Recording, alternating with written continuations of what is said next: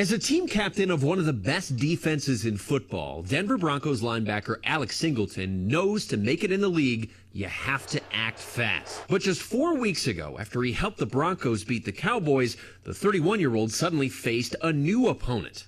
And it started with a letter in his locker. I open the FedEx thing, then it says confidential. I'm like, what is this? Rip it open. All I see is what the hormone was. A random drug screening showed he had elevated levels of a hormone known as HCG, which makes testosterone. For Alex, that meant one of two things. All it says is if it's in a male, pretty much you're either injecting something or you have testicular cancer. And I'm like, well, neither of those make sense for me. So then I was just super confused.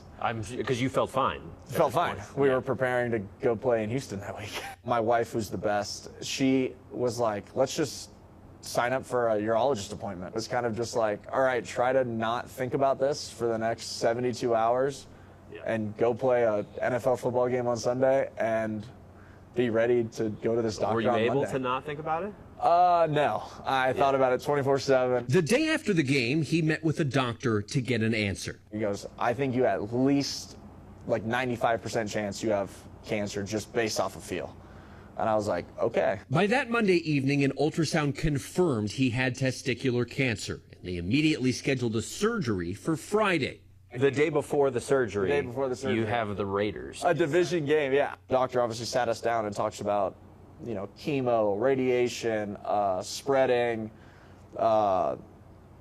kids after this, all that stuff. So I'm like, I just want to play football. With cancer in his body and hardly any of his teammates aware, Alex suited up and played all 60 defensive snaps for his team. Friday morning was a lot of anxiety, I think just as a man getting that done. I was more nervous about that, like what's going to happen to me. Is everything going to be the same? But the procedure was successful, and a CT scan showed the cancer had not appeared to spread.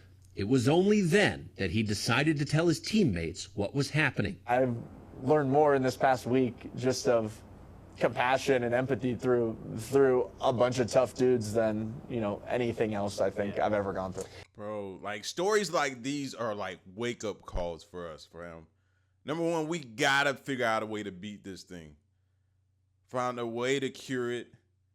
Find a way to continue to find ways to detect it early. Like this is scary, man. And it's no longer the elderly that are catching. It is people who are very, very young, in their primes, futures. And it's just like,